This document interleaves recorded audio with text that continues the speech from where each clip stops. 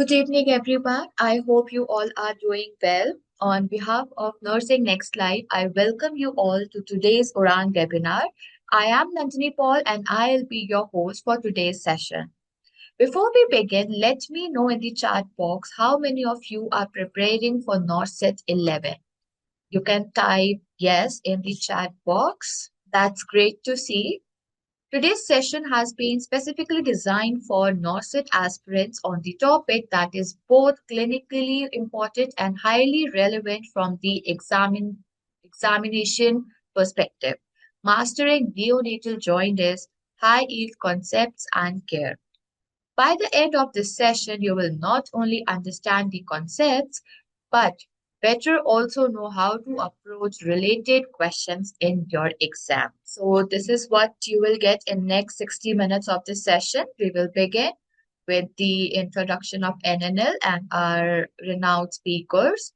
Then we will begin with the scientific topic by Mr. Sachin and followed by our Margdarshak and Norset topper. At the end, you will get the question answer round and also a special reward quiz in which you will get a chance to win our special rewards. So stay till the end. Before we move ahead, let me quickly introduce you to Nursing Next Live. Nursing Next Live, now redefined as NNL1, is an affiliate of CBS Publishers and Distributors Private Limited, a pioneer in health sciences publishing known for its visionary approach and impactful contributions to academic excellence. After establishing a robust presence in the publishing industry, CBS ventured into the nursing edtech space with a mission to deliver high quality nursing education accessible anytime, anywhere.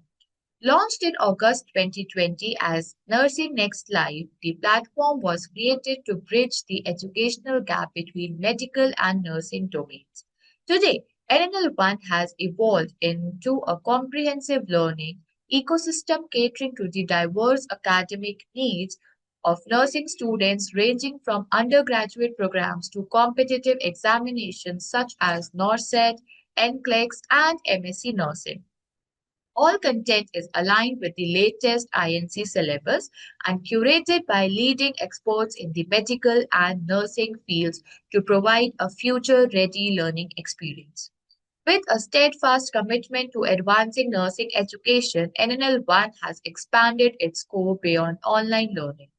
Having successfully established itself in the online education domain, NNL1 has now ventured into offline education with its first physical center in Noida, Uttar Pradesh, where two batches have already achieved promising outcomes. In 2025, NNL1 is proud to launch its first satellite center, NNL EduHub in Jaipur, Rajasthan. And now in 2026, we have launched our offline academy, NNL Bangalore. Our offline initiative, NNL Academy, offers an enriching blend of classroom learning and interactive sessions led by esteemed educators. Students benefit from state of the art facilities, including a CBT lab, simulation based clinical training, in person doubt clearing sessions, certification programs, and also personality development modules. This holistic approach ensures that students gain both academic excellence and practical proficiency. These are the few reasons why students choose NNL, and it's the first choice.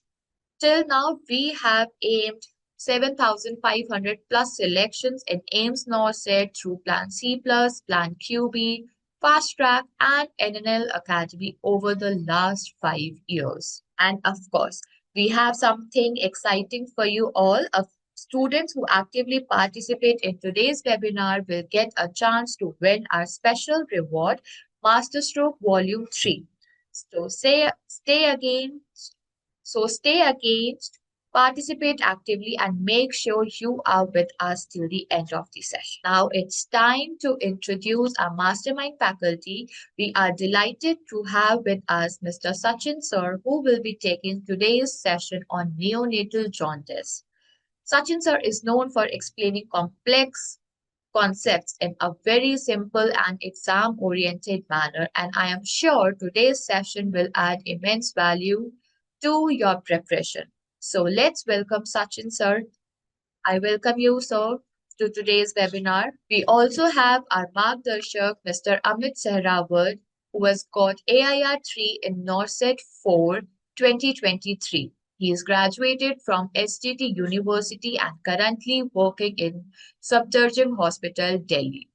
I welcome you, sir. We also have our NORCET 10 rank holder, Ms. Agnisha Bandyopadhyay, who has got AIR 262 in recent NORCET 10 2026. Heartily congratulations, Agnisha. And she is a graduate from School of Nursing and currently working at WPNS State Government in Purulia. I welcome you, Agnisha, to today's webinar. So, without the further delay, we will start with today's scientific session. Over to you, Sachin sir. तो आता है वो साथ साथ और बाकी हम लोग जो है वो साथ में पढ़ने की भी कोशिश करेंगे, जिसको जो डाउट होगा फिर हम साथ में एक साथ क्लास में डिस्कस कर लेंगे। Okay, so guys, neonatal jaundice का मतलब क्या है कि सर पहले तो मुझे यहाँ पे दो वर्ड दिख रहे हैं। पहला तो नियोनेट दिख रहा है, दूसरा जॉन्डिस दिख रहा है। जॉन्डिस का मतलब क्या है कि सर यहाँ पर जो बिलिरुबिन का लेवल है ना वो ज्यादा हो गया। सब बच्चों के अंदर बिलिरुबिन का लेवल कितना ज्यादा हो गया, Sir, 4 to 6 mg per dl। sir, अगर sorry to 6 interrupt, mg per dl, but your voice is okay breaking too much. Please check your okay, connectivity. Let but network is good Um, now. It is anyone, clear. please confirm that sir's voice is clear or not. Please comment in chat box. No, not clear. It's not clear. Okay, So क्या you can करना check चाहिए ma'am अब once. इसके लिए? Now अभी ठीक है? Sir आप एक बार वाईफाई या इट्स तो एक बार breaking, refresh somebody is saying. करके देखना। आप क्लियर है? मैं ओके ओके, ठीक है sir, we can begin from the start now. Okay, like you अगर कैन आपको कुछ इंट्रोड्यूस द। प्रॉब्लम आता है तो एक बार वापस से आप कमेंट बॉक्स। सो हाँ गाइस, हाँ। हम लोग नियोनेटल जॉन्डिस के बात कर रहे हैं। तो नियोनेटल जॉन्डिस के बारे में क्या है कि सर एक तो ये नियोनेटल पीरियड में है, और दूसरी बात ये है कि जॉन्डिस का मतलब सर ये है कि सर इसके अंदर ना बिलिरुबिन का लेवल ज्यादा हो गया। सर बिलिरुबिन का लेवल कितना ज्यादा हो गया? तो गाइस इसके अंदर 4 to 6 mg पर डीएल से ज्यादा अगर बिलिरुबिन का लेवल रहेगा ना तो हम उसको क्या बोलेंगे सर? वो नियोनेटल जॉन्डिस है। सर नियोनेटल जॉन्डिस जो होता है वो बेसिकली दो टाइप का होता है। एक तो होता है फिजियोलॉजिकल जॉन्डिस और एक होता है pathological jaundice.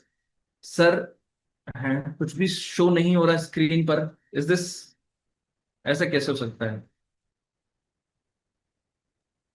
Screen is visible and now I guess voice is also clear. रुको एक Is सेकंड में। anyone else also facing the issue? तो जॉन्डिस जो है ना गाइस वो दो टाइप का है। एक तो होता है फिजियोलॉजिकल जॉन्डिस और एक होता है पैथोलॉजिकल जॉन्डिस। तो गाइस जब भी हमारे सामने एक वर्ड आता है ना फिजियोलॉजिकल, तो फिजियोलॉजिकल का मतलब होता है कि सर इसमें ना हमारे बॉडी के साथ ना ज्यादा प्रॉब्लम नहीं है। मतलब बॉडी के अंदर कुछ एक डिफेंस मैकेनिज्म या एक लाइक कह सकते हैं कि एक कंपनसेशन मैकेनिज्म चल रहा है चीजों को ठीक करने के लिए, उसकी वजह से कोई प्रॉब्लम हो रही है, तो that is physiological jaundice only. और पैथोलॉजिकल का मतलब होता है कि या तो किसी माइक्रो ऑर्गेनिज्म की वजह से या फिर कोई डिजीज कंडीशन की वजह से अगर कोई चीज हो रही है, दैट्स अ पैथोलॉजिकल जॉन्डिस। अगर फिजियोलॉजिकल जॉन्डिस की हम बात करें तो गाइज ये हमेशा हमेशा कब होगा? सर ये ऑलवेज आफ्टर 24 आवर होगा। यानी कि फिजियोलॉजिकल जॉन्डिस कभी भी बच्चे के अंदर फर्स्ट 24 आवर के अंदर अपीयर नहीं होगा, लेकिन पैथोलॉजिकल जॉन्डिस कब होगा? ये फर्स्ट 24 आवर के अंदर अपीयर हो सकता है और बाद में भी अपीयर हो सकता है। तो फर्स्ट 24 आवर के अंदर अगर अपीयर हो रहा है तो सबसे पहले आपका ध्यान जाएगा कि sir this could be a pathological jaundice. लेकिन अगर 24 आवर के बाद में हो रहा है तो this could be a pathological jaundice और this could be a physiological jaundice. अच्छा, और क्या क्या चीजें हैं जो हम फिजियोलॉजिकल और पैथोलॉजिकल के अंदर डिफरेंशिएट कर सकते हैं? सर सबसे इंपॉर्टेंट बात यह है कि जो फिजियोलॉजिकल जॉन्डिस जो है वो हमेशा अनकॉन्जुगेटेड रहेगा। कैसा रहेगा? सर ऑलवेज ऑलवेज अनकॉन्जुगेटेड रहेगा। लेकिन पैथोलॉजिकल जॉन्डिस जो है वो कैसा रहेगा? हमेशा, मतलब ये कॉन्जुगेटेड भी हो सकता है और अनकॉन्जुगेटेड भी हो सकता है। तो कॉन्जुगेटेड और अनकॉन्जुगेटेड दोनों तरीके से ये नियोनेटल जॉन्डिस हो सकता है। Right now the next point is physiological jaundice के अंदर हमारा जो पाम है और जो बच्चे का जो सोल है वो कैसा रहेगा? वो हमें नॉर्मल दिखाई देगा, यानी कि वो येलो कलर में स्टेन नहीं होगा, राइट। तो नेवर स्टेन येलो, तो वो येलो कलर के अंदर स्टेन नहीं होगा। लेकिन पैथोलॉजिकल जॉन्डिस के अंदर पाम एंड सोल जो है वो कैसे हो सकते हैं, may be stain yellow, may be stain yellow, ये येलो कलर के शो हो सकते हैं, राइट। तो this is the normal classification about the physiological jaundice and the pathological jaundice, and the last, this is the very important point। ये और ये आपको क्वेश्चन ना सेग्रीगेट करने में भी बहुत हेल्प होगी आपकी इससे, कि आप क्वेश्चन के अंदर ऑप्शन एलिमिनेशन कैसे कर सकते हैं। तो गाइस फिजियोलॉजिकल जॉन्डिस जो होता है ना, ये कभी भी नेवर परसिस्ट बियॉन्ड 2 वीक्स, ये 2 हफ्ते से ज्यादा आपको परसिस्ट नहीं दिखने को मिलेगा, राइट। अगर कोई टर्म बच्चा है, लेकिन अगर प्री टर्म बच्चा है तो प्री टर्म वाले बच्चे के अंदर ये 3 वीक तक जा सकता है। लेकिन अगर पैथोलॉजिकल जॉन्डिस की बात करें, तो पैथोलॉजिकल जॉन्डिस जो है वो 3 वीक से ज्यादा परसिस्ट करेगा। यानी कि किसी बच्चे के अंदर अगर जॉन्डिस हो रहा है, तो अगर फिजियोलॉजिकल जॉन्डिस होगा तो वो 2 हफ्ते के अंदर अंदर वापस से रिकवर हो जाएगा। लेकिन अगर पैथोलॉजिकल जॉन्डिस होगा तो वो 3 हफ्ते से ज्यादा भी रह सकता है। तो गाइस सबसे इंपॉर्टेंट बात ये है कि हम ना पैथोफिजियोलॉजी डिस्कस करते हैं जॉन्डिस की, कि ये हो क्यों रहा है। सर सबसे इंपॉर्टेंट बात तो मुझे आप ये बता दो ना यार, कि इसके अंदर बिलिरुबिन का लेवल बढ़ रहा है। सर बिलिरुबिन आ कहां से रहा है, तो देखो गाइस हमारी बॉडी के अंदर ना, मतलब लाइक बच्चे की मैं बात कर रहा हूँ, तो बच्चा जो है ना, बच्चे के पास आरबीसी है। तो गाइस आरबीसी जो है ना, इसका लाइफ स्पान बच्चे के अंदर कम है। सर मुझे ये बता दो, मैं आप लोगों से ये सवाल पूछना चाह रहा हूं कि सर ये जो लाइफ स्पान है ना इस बच्चे का, ये 80 डेज है, तो ये 80 डेज क्यों है। मैं आपसे ये सवाल पूछना चाह रहा हूं कि बच्चे के अंदर आरबीसी का लाइफ स्पान जो है वो एडल्ट के कंपैरेटिवली कम होता है, इतना तो आप लोगों को पता है यार ऑलरेडी। लेकिन मैं ये पूछना चाह रहा हूं कि ये 80 डेज जो है ना वो क्यों है, इतना कम क्यों है। तो गाइज इसका जवाब आता है कि सर हमारे पास जो एडल्ट है ना, एडल्ट के पास तो जो है अल्फा और बीटा 2 चेन होती है। लेकिन जो बच्चा है ना उसके पास अल्फा होती है और गामा चेन्स होती है। तो बेसिकली इस गामा का जो हाफ लाइफ है ना, ये गामा जो है ना ये शॉर्ट टाइम के लिए होती है। तो इस गामा की लाइफ स्पान जो है वो कम है, इसलिए इस बच्चे की आरबीसी का जो है लाइफ स्पान कम है। तो पैथोफिजियोलॉजी के अंदर हम ये लिखेंगे कि सर बेसिकली बच्चे के अंदर हीमोग्लोबिन का लेवल ज्यादा है और बच्चे के अंदर आरबीसी का लाइफ स्पान कम है, तो आरबीसी का यहाँ पर ब्रेकडाउन ज्यादा है। अगर आरबीसी का जो यहाँ पर ब्रेकडाउन ज्यादा होगा तो आप समझेंगे ना कि सर आरबीसी के ब्रेकडाउन होने की वजह से तो बिलिरुबिन बनेगा। बिलिरुबिन कैसे बनेगा सर, होता क्या है कि आरबीसी जैसे ही ब्रेकडाउन होती है तो हीम और ग्लोबिन दो अलग अलग चीजें बनती है। तो ग्लोबिन तो प्रोटीन है ना, तो प्रोटीन तो हमारी बॉडी के लिए यूज हो जाता है।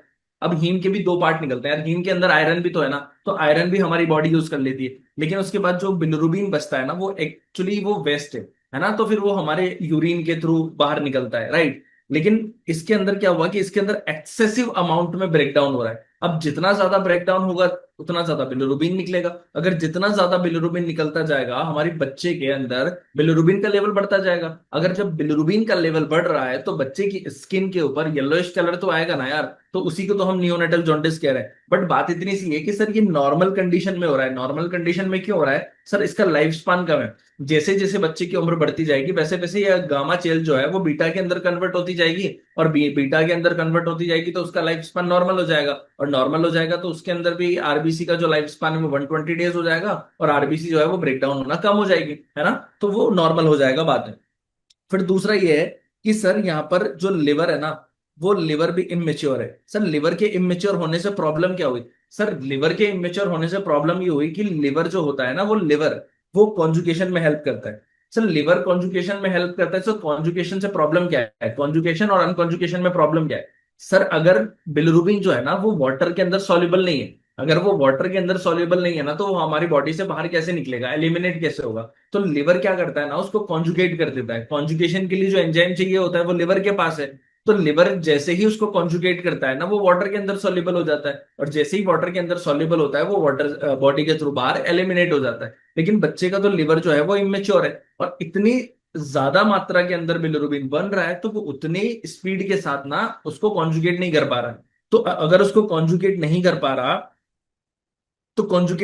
रहा, तो मैंने यहाँ तो स्टार्टिंग में लिख दिया ना यार, अनकॉन्जुगेशन नहीं रह जाएगा। और अगर अनकॉन्जुगेशन रह जाएगा तो अनकॉन्जुगेशन लेवल तो बढ़ जाएगा ना। तो फिजियोलॉजिकल जॉन्डिस के अंदर अनकॉन्जुगेटेड बिलिरुबिन का लेवल बढ़ता है। ठीक है, फिर यहाँ पर सर ये जो एंजाइम है इसका नाम क्या है, तो गाइज इसका नाम होता है यूडीपीजीटी। क्या नाम है इसका, यूडीपीजीटी। अगर लिवर इमेच्योर है तो एंजाइम भी तो इमेच्योर ही रहेगा ना। तो ये वाली बात आप लोग ध्यान रखना। तो यहां पर एक चीज मैं लिख देता हूं कि सर ये कॉन्जुगेशन करवाता है, और कॉन्जुगेशन जो होता है वो एक्सक्रीशन में अच्छा होता है। यानी कि कॉन्जुगेशन होगा तो कॉन्जुगेशन की वजह से एक्सक्रीट इजीली हो जाएगा, राइट। तो that's will be a very very very important point guys.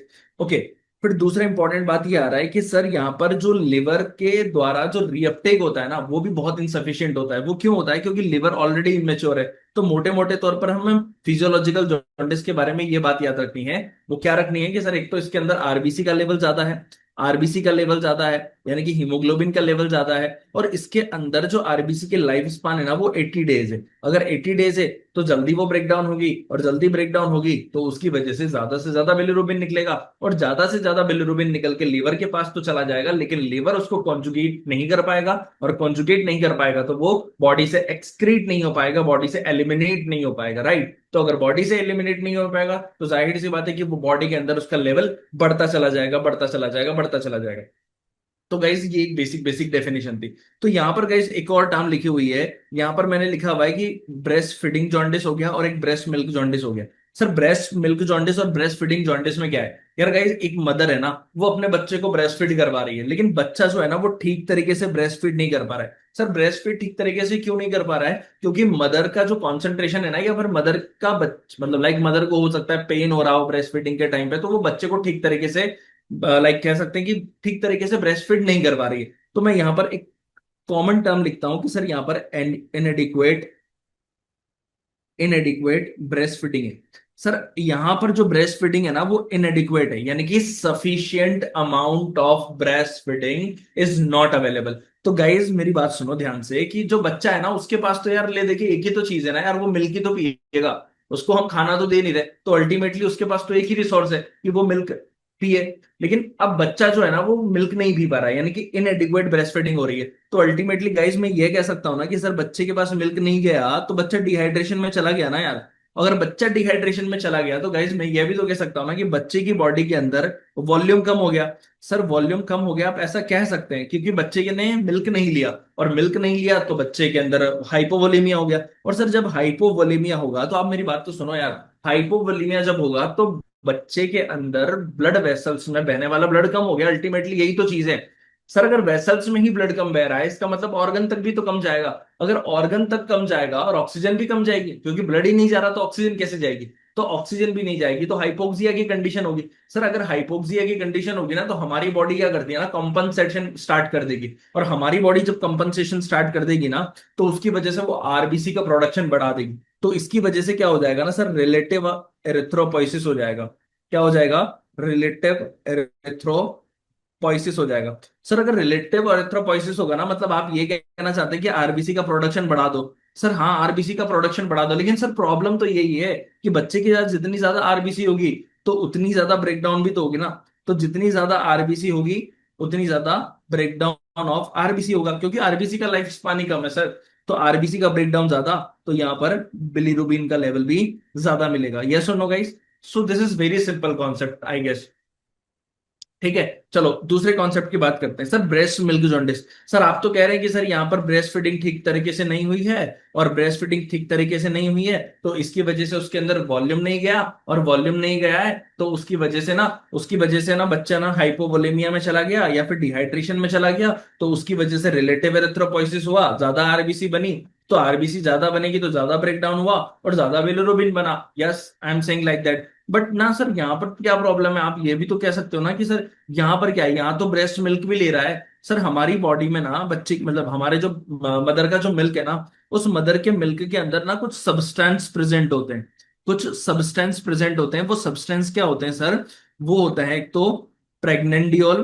क्या होता है? एक तो होता है प्रेग्नेंडियोल, प्लस होते हैं कुछ फैटी एसिड, है ना। कौन से वाले हैं fatty acid? Sir free fatty acid. ये फ्री फैटी एसिड और प्रेग्नेंडियोल ये क्या करते हैं ना बच्चे, ये हमारे जो एंजाइम है ना यूडीपीजीटी, उस यूडीपीजीटी एंजाइम की ना लाइक एफिशिएंसी को कम कर देते हैं। या फिर कह सकते हैं कि आप इसके ना फंक्शन में ना इंटरफेयर करेंगे, राइट। तो इसके फंक्शन में क्या करेंगे? ये इंटरफेयर करेंगे। अगर ये इसके फंक्शन में इंटरफेयर करेंगे ना यार, तो अगर इसका फंक्शन डिस्टर्ब होगा तो आप तो समझदार हैं यार। अगर इसका फंक्शन डिस्टर्ब हो जाएगा तो आप समझते हैं कि सर कॉन्जुगेशन नहीं होगा।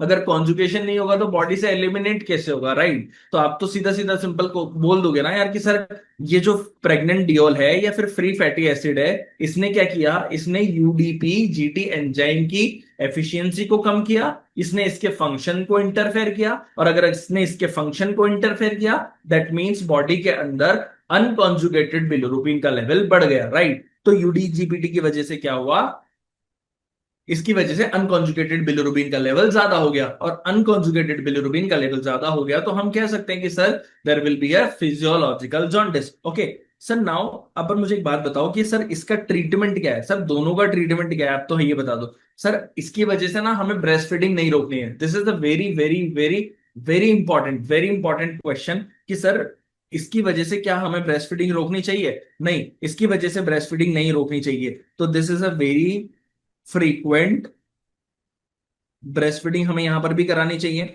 देखो, आप ये कहना चाह रहे हैं कि सर ब्रेस्ट मिल्क जॉन्डिस तो सबको होना चाहिए। तो देखो, स्टार्टिंग स्टार्टिंग में तो ऐसा होता है ना कि सर आप, तभी तो मदर को बोला जाता है, तभी तो मदर को ये बोला जाता है कि यह वाला टेक्निक यूज करना है। कौन सा वाला? फ्रीक्वेंट ब्रेस्ट फीडिंग यूज करना है। आप उसको एक साथ बहुत सारा मिल्क दे देंगे तो उसकी वजह से ज्यादा उसकी इफिशियंसी अफेक्ट होगी, इसलिए फ्रीक्वेंट ब्रेस्ट फीडिंग वहां पर एडवाइस की जाती है। नाउ सर कितना एडवाइस करना है? देखो यहां पर ना प्रॉब्लम ये है कि अगर यहां पर आप ब्रेस्ट मिल्क जो है उसको लगातार कॉन्टिन्यूसली दे रहे हैं, और अगर बिलिरुबिन का लेवल 20 mg/dl से ज्यादा हो गया है, अगर 20 mg/dl से ज्यादा हो गया है, तो हमें यहां पर टेम्परली स्टॉप ब्रेस्ट फीडिंग करनी है। टेम्परली स्टॉप ब्रेस्ट फीडिंग, आपको ब्रेस्ट फीडिंग जो है वो स्टॉप कर देनी है, बट थोड़े टाइम के लिए, राइट? तो ये आपको काम करना है। लेकिन अदरवाइज अगर आपको पूछेगा कि आपको क्या करना चाहिए इस केसेस में, तो आप बोलोगे सर फ्रीक्वेंट ब्रेस्ट फीडिंग देनी है, लेकिन हमें छोटे छोटे टाइम के लिए हमें ब्रेस्ट फीडिंग एडवाइस करनी है। ओके, तो this is about the neonatal jaundice, physiological jaundice. Okay, तो यहां पर दो चीजें हैं। देखो, अगर हम बात करें ना डायग्नोसिस की, तो डायग्नोसिस कैसे बना सकते हैं? तो गाइस, इंट्राहेपेटिक, या अभी उसके बारे में भी बात करते हैं, इंट्राहेपेटिक के बारे में भी बात करते हैं गाइस। चलो, इंट्राहेपेटिक के बारे में ऐसा है कि चलो मैं इंट्राहेपेटिक यही बता देता हूं आपको कि इंट्राहेपेटिक में क्या होता है ना कि सर कॉन्जुगेटेड बिलिरुबिन का लेवल बढ़ गया। कॉन्जुगेटेड बिलिरुबिन का लेवल बढ़ गया, कैसे बढ़ गया? चलो मेरी बात ध्यान से सुनो कि सर कॉन्जुगेटेड बिलिरुबिन का लेवल बढ़ रहा है। सर कॉन्जुगेटेड बिलिरुबिन का लेवल बढ़ रहा है, इसका मतलब ये है कि सर बिलिरुबिन जो है वो लीवर के पास तो आ रहा था, और लीवर के पास उसका कॉन्जुगेशन भी हो रहा है, और कॉन्जुगेशन होने के बाद उसको बाहर निकलने में प्रॉब्लम है। तो इसका मतलब गाइस मैं ये कह सकता हूं ना कि सर लिवर जो है ना, लिवर के बाद में प्रॉब्लम स्टार्ट हुई है। लिवर के बाद में प्रॉब्लम स्टार्ट हुई है, यानी कि हो सकता है कि लाइक हेपेटिक डक्ट के अंदर ऑब्स्ट्रक्शन आ गया हो। अगर ऑब्स्ट्रक्शन आ जाएगा तो उसको आगे ट्रेवल करने में प्रॉब्लम होगी, है ना? तो ये हम ऐसा कह सकते हैं। दो चीजें हैं सर, दो कोज हम पढ़ते हैं। एक तो पढ़ते हैं नॉन ऑब्स्ट्रक्टिव कोज, है ना, कि कोई ऑब्स्ट्रक्शन नहीं आया, ऑब्स्ट्रक्शन नहीं आया, ऑब्स्ट्रक्शन नहीं आया, लेकिन कॉन्जुगेशन तो हो गया, लेकिन लीवर उसको बाहर निकालने में लाइक कैपेबल नहीं है। तो इसके क्या क्या कॉज हो सकते हैं सर? इसका कॉज हो सकता है इन्फेक्शन। इन्फेक्शन हुआ ना सर, इन्फेक्शन की वजह से ना लीवर बीमार हो गया। लीवर कोई भी इंफेक्शन हो सकता है गाइस, वायरल वाला हो सकता है, बैक्टीरियल वाला हो सकता है, कोई मेटाबॉलिक प्रॉब्लम हो सकती है, alpha 1 antitrypsin deficiency, cystic fibrosis हो सकता है। There are so many reason. लेकिन अगर ऑब्स्ट्रक्टिव की बात करें कि ऑब्स्ट्रक्टिव के अंदर क्या हो सकता है, तो गाइस ऑब्स्ट्रक्टिव के अंदर क्या है ना, दो चीजें आती है। एक तो आता है इंट्राहेपेटिक। इंट्राहेपेटिक का मतलब क्या है सर? लिवर के अंदर की साइड प्रॉब्लम है। एक दूसरा रीजन क्या है? एक्स्ट्रा हेपेटिक, लिवर के बाहर क्या प्रॉब्लम है। सर अगर इंट्राहेपेटिक की बात करें ना, तो इंट्राहेपेटिक का मतलब क्या है सर? हेपेटिक फाइब्रोसिस हो गया। सर हेपेटिक फाइब्रोसिस हो गया। फाइब्रोसिस का मतलब तो आप जानते हैं ना सर, उसके ऊपर ना स्कार बन गया है, राइट? और एक्स्ट्रा हेपेटिक का मतलब क्या है सर? वहां पर ना बिलियरी अट्रेजिया हो गया, बिलियरी अट्रेजिया हो गया, तो उसकी वजह से आगे की तरफ ट्रेवल नहीं कर पा रहा, राइट? ओके, तो this is about the something something. Okay, चलो आगे बढ़ते हैं। अब इसके डायग्नोसिस की बात करते हैं गाइस। डायग्नोसिस में क्या है ना, डायग्नोसिस में क्लिनिकल एग्जामिनेशन करते हैं। तो डायग्नोसिस जब आप बनाएंगे जॉन्डिस वाले पेशेंट का, तो सबसे पहली बात तो आपको उसका लाइक पाम, सोल्स, आईज, ये सब ना येलो कलर के दिखने लग जाएंगे, तो फिजिकल एग्जामिनेशन आप कर सकते हैं। क्लिनिकल एग्जामिनेशन करने के लिए आपको एक स्केल दिख रहा होगा जिसको हम बोलते हैं मॉडिफाइड क्रैमर इंडेक्स। क्या बोलते हैं इसको? Modified Cramer index. तो गाइज इसके अंदर कुछ एरियाज डिवाइडेड है। एक तो फेस वाला है, चेस्ट और अपर एब्डोमेन है, लोअर एब्डोमेन एंड थाई है, arms and lower legs and palms and souls है। तो यहाँ पर अगर ऐसा रहेगा ना कि सर ये यहाँ जैसे फेस का फेस जो है वो येलो येलो हो रहा है, तो हम सोचेंगे कि बिलिरुबिन का लेवल इतना है। अगर बोलेंगे चेस्ट और अपर एब्डोमेन जो है वो अगर येलो येलो है, तो हम बोलेंगे कि बिलिरुबिन का लेवल इतना है। तो ये मॉडिफाइड क्रैमर इंडेक्स जो है वो क्लिनिकल एग्जामिनेशन यानी कि बच्चे को डायग्नोसिस करने के लिए काम आता है। And now the second one is transcutaneous bilirubinometer. तो यहाँ पर ये जो दिख रहा है ना आपको, this is the transcutaneous bilirubinometer. Okay. And now the third one is serum bilirubin. यहाँ पर ये जो है मिस टाइप्ड है।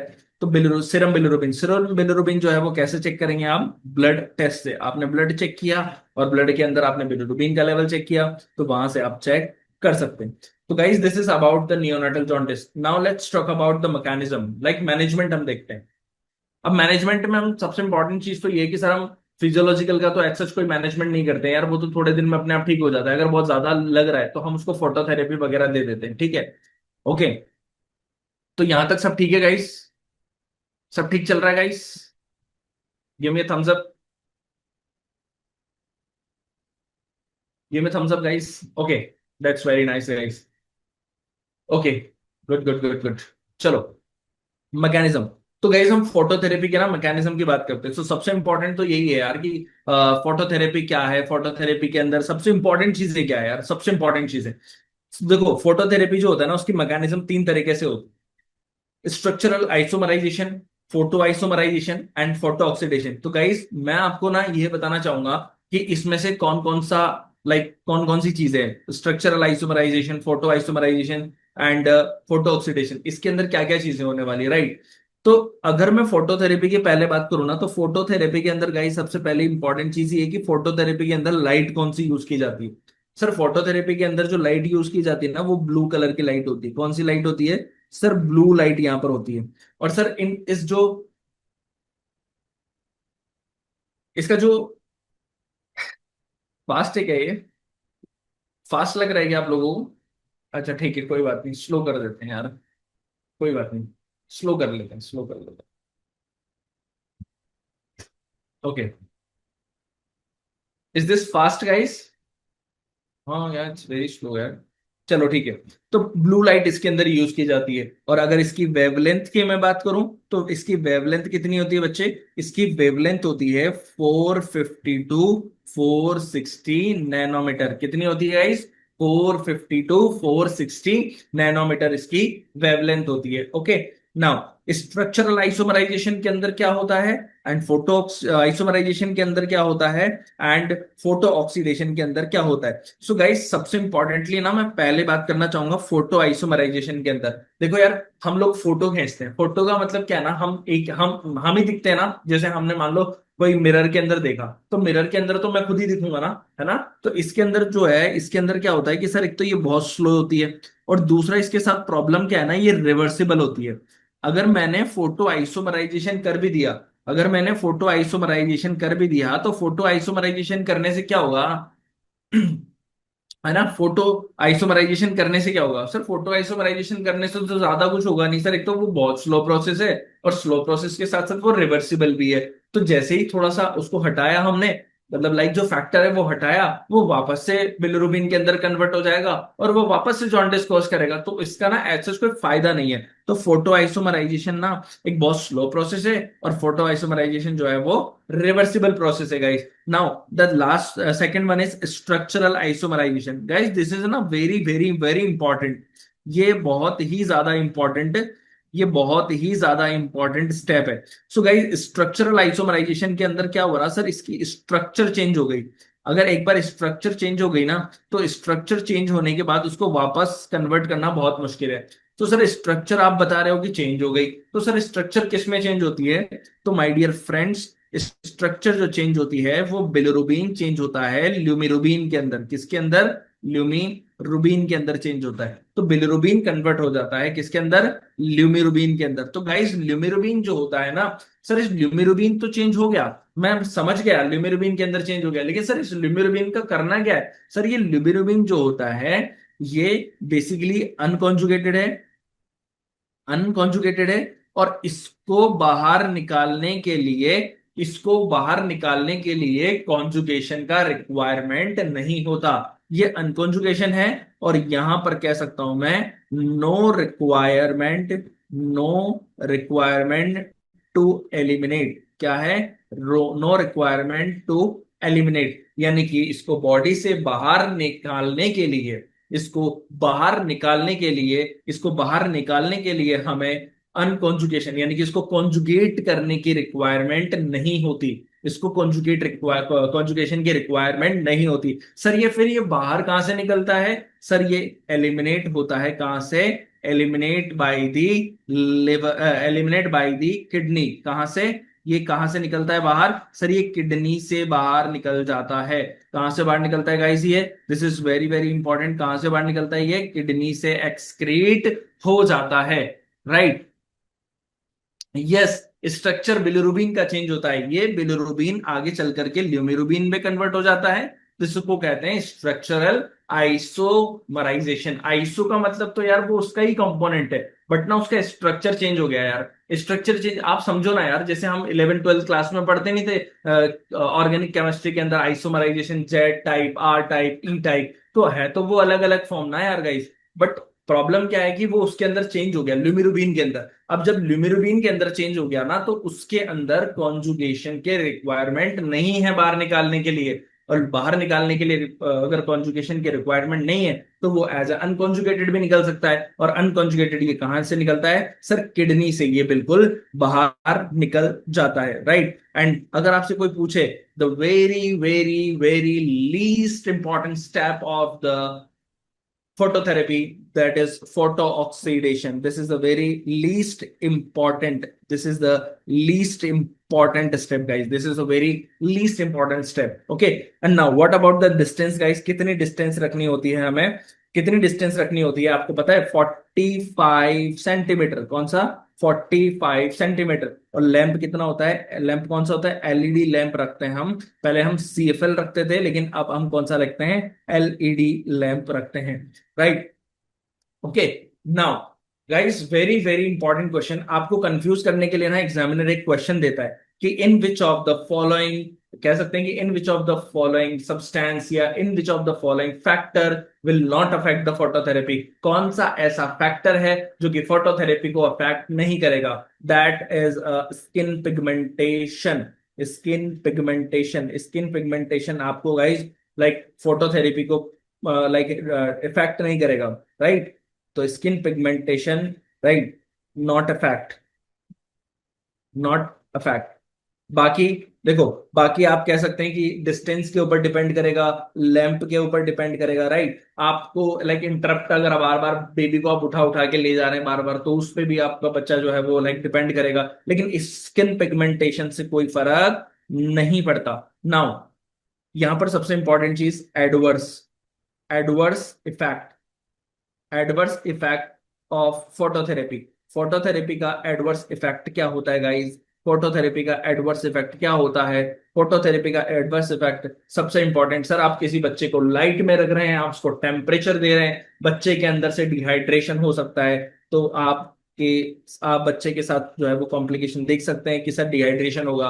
आप आप दूसरा ये भी बता सकते हैं कि लाइक दूसरा ये भी कह सकते हैं कि यहाँ पर इसके अंदर टेम्परेचर भी बच्चे का बढ़ सकता है, राइट। बच्चे को यहाँ पर वाटरी डायरिया भी हो सकता है ना, वाटरी डायरिया भी यहाँ पर हो सकता है, राइट। फिर दूसरा यहाँ पर हम कह सकते हैं एक सबसे इंपॉर्टेंट ब्रोंज बेबी सिंड्रोम, क्या होता है, ब्रोंज बेबी सिंड्रोम, राइट। अगर आपको कभी भी ऐसा दिखे ना कि बच्चे की स्किन का कलर जो है वो कैसा हो गया है, ब्रॉन्ज कलर, तो आपसे बच्चा ये पूछता है what will be the nursing responsibility, what will be the nursing responsibility in the bronze baby syndrome. तो guys you must remember that आपको जब भी ब्रॉन्ज बेबी वाला बच्चा दिखेगा, तो आप क्या करेंगे, स्टॉप फोटोथेरेपी, क्या करेंगे, स्टॉप फोटोथेरेपी, फोटोथेरेपी को स्टॉप करेंगे एंड स्टार्ट करेंगे क्या, आईवी लाइन। क्या करेंगे आप, स्टार्ट करेंगे IV line, normal saline you will start guys, right. This is a very important कि ब्रॉन्ज बेबी सिंड्रोम हो गया है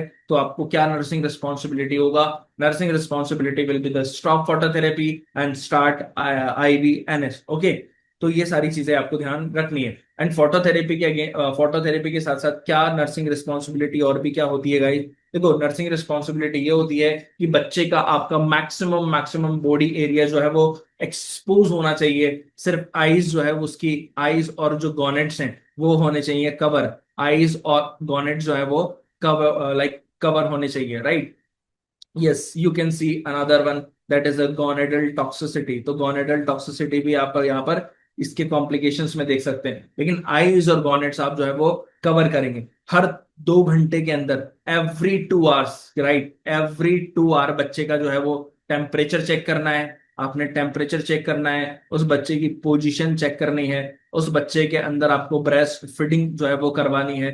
इस बात को आप नहीं इग्नोर कर सकते। अगर आप नहीं करेंगे तो बच्चा, टेम्परेचर बच्चे का चेंज हो सकता है ना, बच्चे का लाइक कह सकते हैं कि बच्चे को प्रेशर अल्सर हो सकता है, बच्चे को ब्रेस्ट फीडिंग नहीं करवाएंगे तो डिहाइड्रेशन बहुत ज्यादा हो सकता है, राइट। तो ये बात आपको ध्यान रखनी है। नाउ एक और चीज होती है कि अगर ज्यादा बिलिरुबिन बढ़ता है तो हम वहां पर ब्लड ट्रांसफ्यूजन भी करवाते हैं, एक्सचेंज ट्रांसफ्यूजन भी करवाते हैं। वो कब कब करवाते हैं, उसका कुछ क्राइटेरिया होता है गाइस। तो अगर 24 to 48 है ना, अगर 24 to 48 आवर के अंदर अगर बिलिरुबिन का लेवल 20 mg/dl से ज्यादा चला गया तो हम ब्लड ट्रांसफ्यूजन करवाते हैं। अगर 48 to 72 आवर के अंदर अगर 25 चला गया, 25, तो हम ब्लड ट्रांसफ्यूजन करवाते हैं। लेकिन अगर हम बोले कि 72 आवर हो गए, 3 दिन से ज्यादा हो गए और बच्चे का लेवल, बिलिरुबिन का लेवल mg/dl है, तो this is a indication for blood transfusion, indication for blood transfusion guys, indication for blood transfusion, right. This is very important. And what will be the rate, किससे करते हैं, 160 ml, 160 ml पर KG एकदम fresh blood हम बच्चे के अंदर transfer करते हैं। बच्चे का जो ब्लड है वो कितना होता है, 80 ml पर केजी होता है, लेकिन हम उसके अंदर डबल करते हैं क्योंकि निकालते हैं भेजते हैं, निकालते भेजते हैं, तो वो डबल ब्लड ट्रांसफ्यूजन हम लोग करते हैं। Okay, so this is about like something important point about the neonatal jaundice and about the management of the neonatal jaundice and about the nursing management of the neonatal jaundice. Okay, so this is all from my side guys. Is this okay or is like बहुत ज्यादा fast हो गया?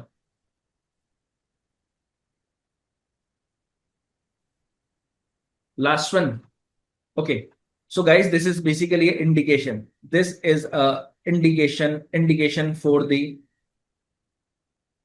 okay, indication for, indication कह सकते हो या फिर आप ऐसे कह सकते हो कि sir cut off value for blood transfusion. अगर अगर शुरुआत के फर्स्ट 24 to 48 आवर्स के अंदर अगर लाइक 20 से ज्यादा है ना, अगर 20 से ज्यादा है तो डेफिनेटली जो है वो क्या होगा कि हम उसके अंदर ब्लड ट्रांसफ्यूजन करेंगे। लेकिन अगर 2 दिन से तीसरे दिन तक भी अगर 25 से वैल्यू ज्यादा आ गई तो हम उसके अंदर वो ब्लड ट्रांसफ्यूजन करेंगे। और अगर 3 दिन के बाद भी वैल्यू अगर बिलिरुबिन की 25 mg/dl से ज्यादा रही तो डेफिनेटली हम जो है उसके अंदर ब्लड ट्रांसफ्यूजन करेंगे। क्वेश्चन कैसे करेंगे यार, देखो क्वेश्चन तो आपके सामने कैसा आता है डिपेंड करता है कि यार वो आपसे पूछेगा यार कि what will be the nursing responsibility, कि बच्चा अगर बच्चा जो है वो किसके अंदर है, बच्चा जो है वो फोटोथेरेपी के अंदर चल रहा है, right.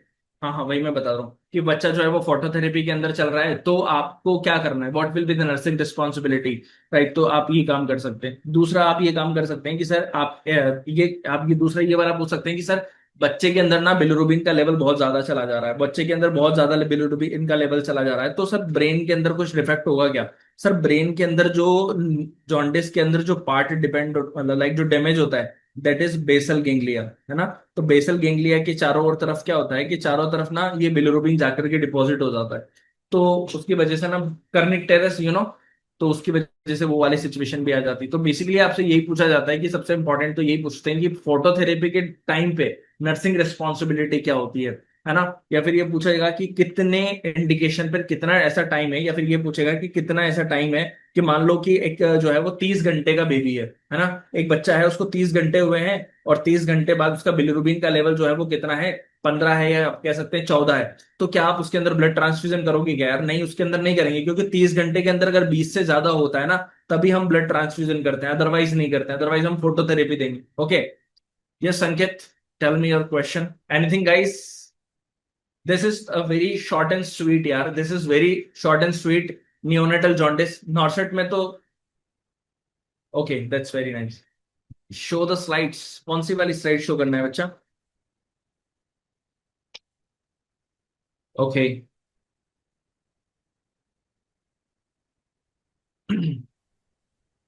Okay, thank you so much, Sachin sir, for such a wonderful and insightful session. Thank you ma'am. Students, I hope you enjoyed the sessions and gained clarity on some of the important concepts related to neonatal jaundice.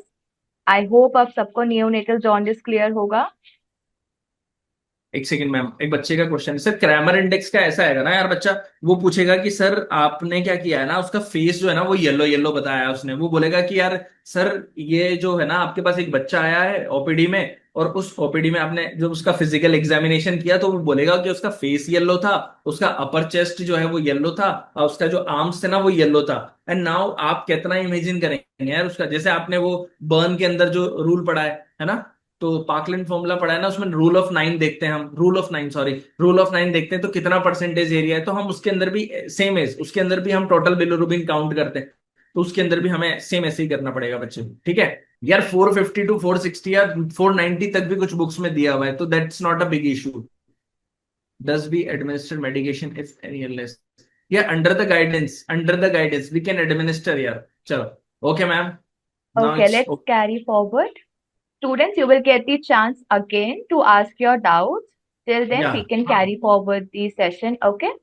So we okay. have covered the concept part. Now let's move towards the something equally important, which is strategy and guidance. Right? Concepts के साथ साथ, if you want to crack NORCET, then strategy guidance also plays a very important role. So for that, we are fortunate to have with us Mr. Amit Sehrawat, because preparing for NORCET is not just about studying hard, it's also about studying smart and learning from the experiences of those who have achieved the success. So, Mr. Amit, over to you. The stage is all yours. Thank you so much ma'am. So hi all, कैसे हो आप सब? I hope आप सब बहुत अच्छे होंगे। And my self Amit Sehrawat, मार्गदर्शक एट एनएनएल।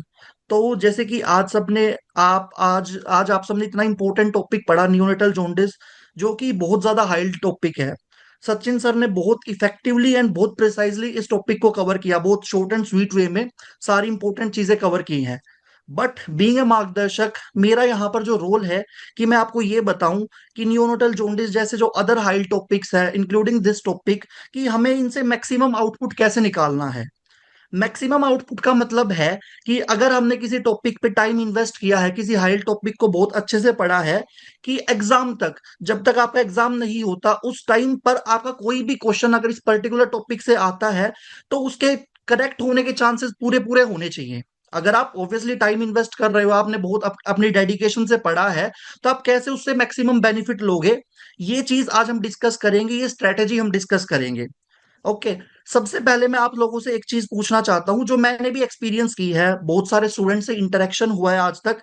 तो एक चीज बहुत मतलब बहुत सारे स्टूडेंट्स कंप्लेन करते हैं, उनको ये जो इशू है ये फेस होता है। तो द थिंग इज कि सब बोलते हैं कि सर हमने कंसेप्ट बहुत अच्छे से पढ़ा है, हमने रिवीजन भी की है, टाइमली रिवीजन भी की है, जितनी रिवीजन रिक्वायर्ड है नोट सेट के लिए। लेकिन जब हम एग्जाम में क्वेश्चन देखते हैं, फॉर एग्जाम्पल न्यूनेटल जॉन्डिस से ही कोई क्वेश्चन आ गया कि उसको सोल्व करने में फिर भी प्रॉब्लम हो रही है। मतलब द क्वेश्चन इज लाइक कि हम दो ऑप्शंस को एलिमिनेट कर पाए, लेकिन फिर भी हमारा क्वेश्चन ठीक नहीं हुआ, या फिर हम क्वेश्चन को समझ नहीं पाए, क्वेश्चन की लैंग्वेज को नहीं समझ पाए। तो ऐसा कोई इशू आप में से कितने बच्चों ने फेस किया आज तक, कि थ्योरी पढ़ के भी हम क्वेश्चन को कवर नहीं कर पा रहे हैं? So please raise your hands अगर आप में से किसी ने ऐसा कुछ इशू फेस किया है तो। Okay Devika, yes Bhaskar, Ankit is there. ठीक है। देखो एक्चुअली ना ये बहुत कॉमन चीज होती है कि हम नोट सेट के टाइम पे प्रेशराइज हो जाते हैं या कोई भी इशू हो, लेकिन हम उस क्वेश्चन को वहां नहीं कर पाते हैं। But there is the answer that lies in the statement कि कहीं ना कहीं कुछ गैप है। ऐसा नहीं होता कि प्रेशर एंजाइटी बहुत ज्यादा है, वो फैक्टर है, ठीक है, वो फैक्टर रिस्पॉन्सिबल है। बट और चीजें भी हैं जिसका मेजर रोल है, और जो मेजर रोल यहाँ पे है वो है कंसेप्ट क्लैरिटी वाला और कंसेप्ट की एप्लीकेशन को लेके। फॉर एग्जाम्पल जैसे मैं आपसे बात करता हूँ, अभी सर ने बहुत अच्छे से टॉपिक पढ़ाया पैथोलॉजिकल और फिजियोलॉजिकल जॉन्डिस के डिफरेंस में। आप सबने पढ़ा भी, सर ने 4 पॉइंटर्स को डिस्कस किया है। अब लाइक मेरे टाइम पे नोट सेट 4 में there was a question non neonatal jaundice, जिसमें पैथोलॉजिकल और फिजियोलॉजिकल को कंपैरिजन करना था। एंड द क्वेश्चन ऐसा था कि आपको 4 स्टेटमेंट दे रखी थी पैथोलॉजिकल जॉन्डिस पे, and you have to find out कि इसमें से कौन सी स्टेटमेंट इनकरेक्ट है। ठीक है।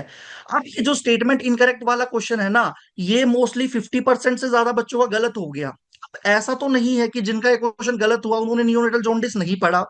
ऑब्वियसली सब पढ़ के जाते हैं, सबको पता है कि इट्स वेरी इंपॉर्टेंट टॉपिक, कि हाँ इससे क्वेश्चन आएगा ही आएगा, तो पढ़ा तो सबने। लेकिन जिनका वो क्वेश्चन ठीक हुआ और जिनका वो क्वेश्चन गलत हुआ, उनकी स्ट्रेटेजी में क्या डिफरेंस था। वैसे मैं आपको बता दूं, जो क्वेश्चन सोल्व होना था, जो क्वेश्चन का की फैक्टर था, that was the fourth point जो सर ने लास्ट में बताया था, कि जिससे आप क्वेश्चन की मतलब ट्रिक पहचान सकते हो। उसमें जो क्वेश्चन का आंसर बेस बनना था वो that is about the persistent time, कि कितने लेवल तक, कितने टाइम तक परसिस्ट करता है पैथोलॉजिकल और फिजियोलॉजिकल जॉन्डिस। ये बात थी। खैर अब हम बात करते हैं कि जो कंसेप्ट क्लैरिटी है वो कैसे इंप्रूव होगी। देखो revision is okay, and I believe कि सब बच्चे बहुत हार्ड वर्क करते हैं, बट हार्ड वर्क के साथ साथ एक स्मार्ट स्ट्रेटेजी की जरूरत है। लाइक रिवीजन सब करते हैं, रिवीजन में तो देखो हम क्या करते हैं रिवीजन में। Revision is all about recalling of facts की चीजें, भाई हम जो फैक्ट है हम उसको याद कर सकते हैं, हम उसको बार बार गो थ्रू कर सकते हैं। रिवीजन में हम बार बार कंसेप्ट को थोड़ी पढ़ते हैं, कंसेप्ट तो हम एक बार समझते हैं। रिवीजन में तो हम फैक्ट्स को रिकॉल करते हैं। ठीक है। और हमारा note set is like, not set में दोनों तरह की चीजें आती हैं, फैक्ट वाले क्वेश्चन भी आते हैं और कंसेप्चुअल क्वेश्चंस भी आते हैं। अब देखो मैं आपको एक चीज बताता हूँ। लाइक आप एक स्टूडेंट हो जिसने सारी फैक्चुअल चीजें याद कर ली हैं, और ठीक है कंसेप्ट भी थोड़ा बहुत क्लियर है। लेकिन दूसरा स्टूडेंट है जिसके प्योर कंसेप्ट क्लियर है, उसने अच्छे से अंडरस्टैंडिंग करी है, उसे एप्लीकेशन भी आता है कंसेप्ट का। तो देखो जो फैक्ट वाले क्वेश्चन होते हैं ना, वो ऑलमोस्ट सब बच्चे तो उस लेवल तक चले जाते हैं, इतना रिवाइज करके जाते हैं कि उनका वो क्वेश्चन ठीक हो जाता है। लेकिन जो रैंक डिसाइडिंग क्वेश्चन वो यही वाले होते हैं जो कंसेप्ट बेस्ड क्वेश्चन होते हैं, जो बाकी लोगों से सोल्व नहीं हो रहे हैं, लेकिन अगर आप उसको सोल्व कर पाओगे तो आप बहुत लोगों से आगे निकल जाओगे। तो इस चीज को कैसे इंप्लीमेंट करना है, अब मैं आपको ये चीज बताने वाला हूं। तो देखो 2-3 चीजें हैं जो आपको ध्यान रखनी है, बहुत ज्यादा बड़ी बातें नहीं है, छोटे से पॉइंट है लेकिन बहुत ज्यादा इंपॉर्टेंट है। सबसे पहली चीज, लाइक अभी आप लोगों में से बहुत सारे नोटसेट 11 के एस्पिरेंट्स हैं, जो कि मैंने स्टार्टिंग में पूछा भी था, आप लोगों ने रेज किए। और दूसरी चीज, कुछ लोग ऐसे भी होंगे जो रिपीटर्स होंगे, तो ये स्ट्रेटेजी सबके काम आने वाली है।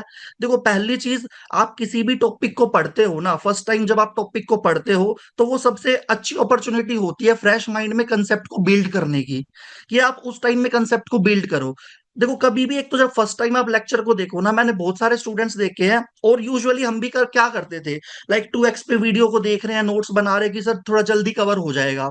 बहुत सारे बच्चे टाइम टेबल बना लेते हैं लंबे लंबे, कि आज 10 टॉपिक कवर करने ही है, तो उस 10 टॉपिक के चक्कर में हम उस पर्टिकुलर टॉपिक को बहुत स्पीड से कर लेते हैं। वो सबसे बड़ी मिस्टेक होती है। देखो note set is a race, वो रेस है, लेकिन इसका मतलब ये नहीं है कि आपको प्रिपरेशन के टाइम में भी भागना है, कि हमें भाग भाग के टॉपिक कंप्लीट करने हैं, ऐसा नहीं। वो टाइम होता है टाइम इन्वेस्ट करने का, बढ़िया टाइम इन्वेस्ट करने का।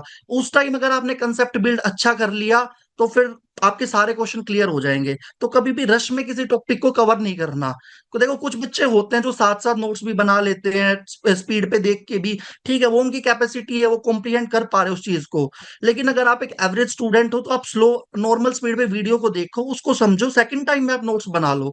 That's not a big deal, शुरू में आप टाइम इन्वेस्ट कर सकते हो। ठीक है। दूसरी चीज हम क्या करते हैं, जैसे मैंने कोई टॉपिक कंप्लीट कर लिया, सबकी टेंडेंसी ये होती है कि चलो अब हम आगे चलते हैं, अगला टॉपिक कवर करते हैं, इसकी जो रिवीजन है या फिर इसके जो एमसीक्यूज है मैं वो बाद में कवर कर लूंगी, या एक बार मेरा पीडीएफ खत्म हो जाए मैं फिर इस टॉपिक के एमसीक्यू कवर कर लूं। ऐसे नहीं करना है। देखो अगर आप इमीडिएटली जैसे ही आपका टॉपिक खत्म हुआ, जैसे फॉर एग्जांपल न्यूनेटल जॉन्डिस आपका कंप्लीट हो गया, अगर आपने इमीडिएटली इस टॉपिक को रिकॉल कर लिया, एक बार अपने अपनी समझ से पढ़ लिया, वो कहते हैं ना एक चिंतन करने वाली बात कि मैंने पढ़ लिया, अब मैं खुद इस चीज को समझ रही हूँ, और उसके बाद एमसीक्यू लगा लिए, MCQ is topic wise test, तो उससे बेटर एनालाइज उससे अच्छा फीडबैक आपको कुछ नहीं मिल सकता अपने आप के लिए कि मुझे चीज समझ में आई भी है या नहीं आई। देखो इस चीज से आप सब रिलेट कर पा रहे होगे कि जब हम चीजें पढ़ते हैं ना या रिवाइज भी करते हैं तो लगता है कि यार सब कुछ आता है, चलो ये भी मैंने पढ़ लिया, ये भी मैंने पढ़ लिया, कि एग्जाम में आया तो मैं ठीक कर दूंगा या कर दूंगी। लेकिन जब क्वेश्चन सामने आता है तो उसको समझने में ही दिक्कत होती है। तो मेरी सबसे यही रिक्वेस्ट है कि आप किसी भी टॉपिक को पढ़ो ना, उस टॉपिक के तुरंत बाद एक टॉपिक वाइज टेस्ट कर लो। अब अगला क्वेश्चन ये आपके मन में आ रहा हो कि सर टॉपिक वाइज टेस्ट उसी टाइम करना जरूरी है या हम उसको बाद में भी कर सकते हैं? तो आंसर इसकी आपको उसी टाइम करना है। देखो ऑल दो आप कर बाद में भी सकते हो, बाद में भी लोग करते हैं कि हम चलो पीडियाट्रिक पूरा कंप्लीट हो जाए फिर हम टॉपिक करें, लेकिन जो इम्पैक्ट उस टाइम पे आपको आएगा ना उस टॉपिक का, वो इम्पैक्ट बाद में नहीं आएगा, क्योंकि उस टाइम पे आपने फ्रेश फ्रेश चीजें पढ़ी हैं, आपको वहीं स्ट्राइक कर जाएगा कि कहाँ गड़बड़ हो रही है। दूसरी चीज, जब आप क्वेश्चंस प्रैक्टिस करते हो एक पर्टिकुलर टॉपिक के, तो आपको आइडिया लगता है कि एग्जाम में इस तरह से चीजें पूछी जाती हैं। जैसे मैं आपको एक चीज बताता हूँ, अभी सर ने पैथोफिजियोलॉजी जब सर ने पढ़ाई, तो सर ने आरबीसी से रिलेटेड कुछ चीजें बताई कि जो आरबीसी काउंट है या हीमोग्लोबिन कंसंट्रेशन है वो यूनिट में ज्यादा है और जो लाइफ स्पैन है वो कम है। इस तरह की चीजें जनरली जब हम बुक से पढ़ते हैं या हम अपने नोट्स को रिवाइज करते हो, इन चीजों को हम छोड़ देते हैं। लेकिन जो नोटसेट एग्जामिनर है वो इन्हीं चीजों को पकड़ता है, कंसेप्ट वाली चीजों को। There was a question in neonatal jaundice कि क्या फैक्टर्स रिस्पॉन्सिबल होते हैं कि बेबी में जो फिजियोलॉजिकल जोंडिस होता ही है, physiological jaundice is like normal physiology में हो रहा है, तो उसका क्या रीजन है, और उन फैक्टर्स की match the following type question आया था। तो हर चीज को आपको समझना है, कंसेप्ट के टाइम पे समझना है। तीसरी चीज जो आपको इससे फायदा होगा, आप इमीडिएटली अगर एक टॉपिक वाइज टेस्ट ले लोगे ना, तो आपको ये भी पता चल जाएगा कि इस पर्टिकुलर टॉपिक से क्या क्या चीजें एग्जामिनर पूछ रहा है, कि लास्ट ईयर में क्या क्वेश्चन आए, पीवाईक्यू देखोगे तो समझ में आएगा कि लास्ट ईयर में क्या क्वेश्चन आए हैं। अभी जैसे अगर आप इस सेशन के बाद आप एक बार देखना पीवाईक्यूज देखना जोंडिस से, तो आपको इन्हीं टॉपिक से क्वेश्चन मिलेंगे, मोस्टली पैथोलॉजिकल फिजियोलॉजिकल के कंपैरिजन से। और फोटोथेरेपी से तो भर भर के क्वेश्चन आते हैं और बिल्कुल इजी क्वेश्चन आते हैं। लाइक सर ने जो नर्सिंग रिस्पॉन्सिबिलिटी डिस्कस करी थी कि आईज को कवर करना है, जेनाइटल्स को कवर करना है, and the bronze baby syndrome, वो तो एक्सट्रीम इंपॉर्टेंट है। मतलब डायरेक्ट क्वेश्चन भी वहां से आया हुआ है, तो कम से कम आपके डायरेक्ट क्वेश्चन ठीक होंगे। और जो कंसेप्ट क्लैरिटी वाली चीज है उसके लिए आप आराम से वीडियो को देखो, आराम से चीजों को समझो। ठीक है, तो मेरे एंड से यही है। एंड द सेकंड थिंग कि कैसे आपको अप्रोच करना है, जैसे मैंने बता दिया टॉपिक कंप्लीट हुआ, आपने टॉपिक वाइज टेस्ट लगा लिया, उसमें से आपने जो भी फीडबैक मिला, कुछ सीखा, कुछ जो भी नई चीज दिखी उसको नोट्स में ऐड कर लिया। अब जब आप इस सब्जेक्ट को कंप्लीट कर लोगे ना, उसके बाद फिर आप कंबाइंड पीवाईक्यूज लगा सकते हो। क्योंकि देखो टॉपिक वाइज टेस्ट करने का टाइम हमें तभी मिलता है जब हम टॉपिक को करते हैं, बाद में हमें टॉपिक वाइज टेस्ट करने का टाइम नहीं मिलता, क्योंकि बाद में बहुत सारे सब्जेक्ट्स हो जाते हैं। एंड हमारी टेंडेंसी यही होती है कि हम मॉक टेस्ट लगाएं या हम सब्जेक्ट वाइज टेस्ट प्रैक्टिस करें, वो जो एक टॉपिक के बारे में पूरा खुल के मतलब समझने का टाइम होता है ना, वो निकल जाता है। तो सिंपल सी चीज है, कंसेप्ट को आराम से समझना है, वीडियो को बहुत आराम से देखना है, अपने उसको कॉम्प्रीहेंड करना है, और साथ में एक topic wise test important topics का एटलीस्ट लगाना है। जो भी हाई टॉपिक्स हैं उन सब का टॉपिक वाइज टेस्ट लगाना है। अब आप बताइए, आपको कोई डाउट्स या कोई क्वेश्चन है?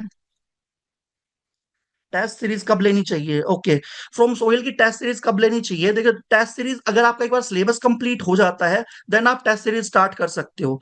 अगर आपका सिलेबस ही कंप्लीट नहीं हो पा रहा है तो उससे पहले टेस्ट सीरीज में इतना इनरोल नहीं होना है। हाँ, अगर आपकी कोई टेस्ट सीरीज आपके पास है जिसमें वो सब्जेक्ट वाइज टेस्ट दे रहा है, टॉपिक वाइज टेस्ट दे रहा है, तो वो आप उसको फॉलो कर सकते हो। अदरवाइज उससे पहले जो आपको टॉपिक वाइज टेस्ट लगाने हैं ना, वो आप स्टैंडर्ड बुक से भी लगा सकते हो। 3 मंथ्स की स्ट्रेटेजी यही है संजीवनी, कि सबसे पहले ना अपने मेजर सब्जेक्ट्स को कंप्लीट करो। जो आपके मेजर सब्जेक्ट हैं, मैं इनलिस्ट भी कर देता हूँ क्या मेजर सब्जेक्ट्स हैं। जैसे फंडामेंटल ऑफ नर्सिंग है आपका, मेडिकल सर्जिकल नर्सिंग है, पीडियाट्रिक्स है आपका, साइकेट्री है आपका। सो जो ये सब्जेक्ट्स हैं इनको सबसे पहले कंप्लीट करना है। आफ्टर दैट जो के माइनर सब्जेक्ट्स बच जाते हैं, आप उनको मतलब किसी ऑथेंटिकेट बुक से या फिर जो भी आपने क्रैश कोर्स या एनएल के स्टूडेंट है तो फास्ट ट्रैक से कंप्लीट हो। तो 3 मंथ्स की तो यही स्ट्रेटेजी। आप इनका वीडियोस कंप्लीट, फिर दोबारा नहीं है। वीडियो आपको एक ही बार देखनी है, दोबारा दोबारा वीडियो देख के अपने टाइम को वेस्ट नहीं करना है। रेदर आप क्या कर सकते हो, आप एक बार वीडियो देखो, उसके तुरंत बाद आपको पता चल जाए क्या चीज इंपॉर्टेंट है, उसको हाईलाइट कर लो कि ठीक है, जब मैं रिवीज चीज अच्छे से पढ़नी है। दोबारा वीडियोस बिल्कुल कोई ऐसा टॉपिक है जो नहीं समझ में आ रहा है कि भाई वहां, उसको आप जरूर देख सकते हैं। दोबारा की नीड भी तभी पड़ती है जब हम इनिशियली 2x पे देख लेते हैं just to complete the notes. So like specify करना चाह रहे हो की है। अच्छा, अगर आपने कंप्लीट कर लिया तो आप टेस्ट ले सकते हो, बिल्कुल परफेक्ट है। सिलेबस कंप्लीट कर लिया है तो आपको फिर टेस्ट सीरीज में आप जा सकते हो। फ्रेशर्स के लिए जो मैंने अभी बताया, फ्रेशर्स है कि जब आप प्रिपरेशन स्टार्ट करो ना, तो दो तीन चीजें सबसे उसमें भी आपको पता होना चाहिए कि हाई टॉपिक कौन से हैं। हाई टॉपिक्स की लिस्ट बनानी है शुरू में, उन टॉपिक्स को पहले कंप्लीट करना है, उन टॉपिक्स में ज्यादा मेहनत करनी है। ये की है, this is the like strategy कि क्लियर करना नोट सेट कैसे है। हम हर टॉपिक को इक्वल वेटेज नहीं दे सकते, ये आपको समझना पड़ेगा। देखो टाइम लिमिटेड है, और जो फिजिबिलिटी है, जो फिजिबल चीजें हम वही कर पाएंगे। तो इट्स बेटर कि आप डिवाइड करो, आपको पता होना चाहिए कि किस चीज पे मुझे ज्यादा फोकस करना है, किस पे उतने फोकस की रिक्वायरमेंट नहीं है। तो फ्रेशर्स के लिए यही स्ट्रेटेजी है कि सबसे पहले पता लगाओ, एक दिन बैठ के इधर उधर से सोर्सेज से पता लगाओ कि कौन से टॉपिक्स है जिसमें मुझे ज्यादा टाइम देना, जिन टॉपिक्स को मुझे पहले कवर करना है। सर फर्स्ट अटेम्प्ट है नोटसेट एग्जाम कैसा आता है? देखो नोटसेट एग्जाम मैंने बता दिया। नोटसेट में आपके दो फेज है, प्री एंड मींस है। देखो प्री का जो लाइक एग्जाम होता है, ऑल्दो ये कभी भी सर्टेन नहीं होता कि किस तरह के क्वेश्चंस आएंगे, बट जैसे मैंने आपको बताया, अगर आप ये स्ट्रेटेजी फॉलो करोगे कि कंसेप्चुअल चीजें तो उस टाइम क्लियर करो जब आप वीडियो देख रहे हो साथ में टेस्ट लगा के, और फैक्ट बेस्ड चीजों के लिए रिवीजन करते रहो बार बार। क्योंकि देखो अपनी नर्सिंग में ना बहुत सारी चीजें ऐसी हैं जो हमें रिकॉल करते रहनी पड़ेगी टाइम टू टाइम, नहीं करेंगे तो भूल जाएंगे। एमसीक्यू प्रैक्टिस के लिए कौन सी बुक आप रेफर कर सकते हो? देखो एमसीक्यू प्रैक्टिस की बिना एक हिरारकी फॉलो आपको करनी चाहिए। मतलब ऐसा नहीं है कि आपने टॉपिक कंप्लीट करते ही आप एडवांस लेवल पे पहुंच गए। आप एक हिरारकी फॉलो करो। पहले जैसे आपने अगर एक कंप्लीट कर लिया सब्जेक्ट, सबसे पहले क्वेश्चंस लगा लो बेसिक बुक से, टारगेट हाई बुक के आपने क्वेश्चन लगा लिए। जब आप वो क्वेश्चन कवर कर लेते हो, then you can move to advance book like NCLEX वगैरह। और जैसे आप कह रहे हो कि पहले नोट्स बनाने हैं तो रिवीजन के लिए टाइम नहीं बचेगा। देखो इसके लिए आपको डिवाइड करना पड़ेगा ना कि आपके पास कितना टाइम है। अगर मेरे पास 6 महीने हैं तो उस 6 महीने को डिवाइड करो, एक बड़ा सा मतलब एक रफ सा प्लान अपने दिमाग में बनाओ कि ठीक है इतने मंथ में मेरे ये सब्जेक्ट कंप्लीट हो जाएंगे और फिर मैं रिवीजन स्टार्ट करूंगा। और दूसरी चीज, कभी भी ऐसे नहीं सोचना है कि ठीक है मेरे ये मेजर सब्जेक्ट है तो पहले मेरे सारे से मेजर सब्जेक्ट कंप्लीट होंगे उसके बाद मैं रिवीजन स्टार्ट करूंगा, नहीं, कभी भी ऐसा नहीं सोचना है। जैसे फॉर एग्जाम्पल आप एक वीक का प्लान बनाते हो, उस वीक में अगर आप 5 दिन कुछ टॉपिक्स कंप्लीट कर रहे हो तो छठा दिन आपको एक दिन तो रिवीजन के लिए निकालना ही है। अदरवाइज लास्ट में क्या होता है, आपका सिलेबस तो कंप्लीट हो जाएगा बट आपके पास इतने सारे बंडल्स इकट्ठे हो जाएंगे जिसको एक साथ रिवाइज करने में बहुत प्रॉब्लम होगी। तो रिवीजन को साथ साथ लेके चलना है। ऐसा बिल्कुल नहीं करना कि सिलेबस कंप्लीट हो गया फिर मैं रिवीजन स्टार्ट करूं, that would be a wrong strategy. Revision साथ साथ करनी है। तो ऑनलाइन या ऑफलाइन कौन सा बेटर है, ये डिपेंड करता है कि आपकी सिचुएशन क्या है। फॉर एग्जाम्पल अगर आपके लिए पॉसिबल है कि जहाँ जो भी फिजिकल इंस्टीट्यूट आप वहां जाकर टाइम इन्वेस्ट कर सकते हो, ट्रैवलिंग कितनी है, ये सारे फैक्टर्स डिपेंड करते हैं कि आपके लिए कौन सी चीजें हैं। दूसरी चीज, अगर आप चीजों को समझ पा रहे हो ऑनलाइन प्लेटफॉर्म पे, अगर आप चीजों को कॉम्प्रीहेंड कर पा रहे हो, आपको चीजें समझ में आ रही हैं। ऑल्दो ऑनलाइन में भी आजकल तो मतलब हर जगह ऐसे पोर्टल होते हैं कि आप अपने डाउट सेशन भी होते हैं, एनएल पे भी क्वेश्चन एंड आंसर सेशन चलते रहते हैं, डाउट सेशन। तो अगर आपके लिए फिजिबल है तो आप ऑनलाइन भी प्रेफर कर सकते हो, इसमें कोई इतना वो नहीं है, इससे इतना बड़ा कोई डिफरेंस नहीं आता है। द मेन थिंग इज कि आप कितने कंसिस्टेंट हो, आप टाइमली सिलेबस कंप्लीट कर रहे हो और रिवीजन फॉलो कर रहे हो। Any other doubts? Thank you so much, Amit sir. That was ma'am Ajay very Singh, can you please like repeat your question? आपका क्वेश्चन मिस हो गया है। Okay, SGPJIMS nursing officer exam. देखो इस तरह के जो स्टेट वाले एग्जाम होते हैं जैसे RML हो गया, SGPJI वाला हो गया, इनमें मेरा आपके लिए एक सजेशन है, अगर आपको क्लियर करना है एक्चुअल में एग्जाम, यहाँ पर कंपटीशन डिपेंड करता है नॉन नर्सिंग पे रादर देन नर्सिंग वाला पार्ट। नर्सिंग वाला पार्ट इजी टू मॉडरेट आता है, वो अगर आपकी ठीक ठाक प्रिपरेशन है you can cover, but non nursing पे थोड़ा सा ज्यादा फोकस करना है अगर आपको इस तरह के एग्जाम्स क्लियर करने हैं तो। बिकॉज 40 क्वेश्चन आउट ऑफ 100 आपके नॉन नर्सिंग से होते हैं उसमें। देखो, अगर आपने किसी एग्जाम्स के लिए कीर्ति पहले नोट्स बना लिए हैं, तो ऐसा कुछ नहीं है कि आपको दोबारा से नोट्स बनाने हैं। अगर आप किसी और एग्जाम के लिए प्रिपेयर कर रहे हो, उन्हीं नोट्स में आप अपडेटेड चीजों को ऐड ऑन कर सकते हो। आप बुक्स की हेल्प ले सकते हो, आप जो वीडियोस हैं उनकी हेल्प ले सकते हो। कुछ अपडेट्स है तो उनको ऐड कर लो, बाकी अपने पुराने नोट्स को ही रिवाइज करो। देखो, ऑनलाइन क्लासेस अगर आपको मुश्किल हो रही हैं, तो देखो थोड़ा सा टाइम मैनेजमेंट आपको करना पड़ेगा। लाइक जो आपके छुट्टी वाले दिन होते हैं, जो ऑफ डेज होते हैं, आप उसमें मैक्सिमम टाइम लो कि ठीक है, आप डेली अगर इतना टाइम नहीं दे पा रहे तो उस टाइम को यूटिलाइज करो। जैसे सैटरडे संडे वाला दिन है, या आपकी क्लिनिकल पोस्टिंग के बाद जो आपके पास टाइम बचता है, घर आने के बाद शाम को करो, कुछ जाने से पहले करो, इस तरह कवर करो। क्योंकि कोई अल्टरनेट इसका नहीं है, कोई शॉर्टकट नहीं है कि सिलेबस शॉर्टकट से कंप्लीट हो जाए। ऐसा नहीं होता। देखो, एक बार तो आपको मेहनत करनी ही पड़ेगी। या तो आप कॉलेज टाइम पे मेहनत कर लो कि अच्छे से आप इतने इतने अच्छे कंसेप्ट आपके बन जाएं कि आगे आपको कम टाइम लगे, या फिर आप अब आके मेहनत करो। तो मेहनत से बचने का कोई शॉर्टकट नहीं है। स्ट्रेटेजीज आर देयर जो आपको हेल्प करेंगी, बट मेहनत तो करनी पड़ेगी। Okay then, thank you so much. I hope आपके जो भी डाउट्स है क्लियर हुए होंगे। अगर कोई डाउट्स रह भी जाते हैं तो I am still here till the session, we can ask you can ask the questions later on as well. Yes, sir. Thank you so much, sir. I hope students found your insights very valuable. Okay ma'am, thank you. Let me share my screen. Okay, so now we have with us Miss Agnisha, who has got AIR 262 in recent NORCET 10. She will share her personal experience. So, Miss Agnisha, over to Hello you. everyone. Hello ma'am. Hello everyone. Good evening. Good evening. Okay. So hi guys. I am Agnisha and I have secured rank 262 in NORCET 10 and मैं working भी थी. मैं waste Bengal की रहती हूँ और मैं यहाँ पे as a staff nurse grade 2 यहाँ पे स्टेट गवर्नमेंट में काम करती हूँ और मैंने इस जॉब के साथ ही प्रिपेयर किया है।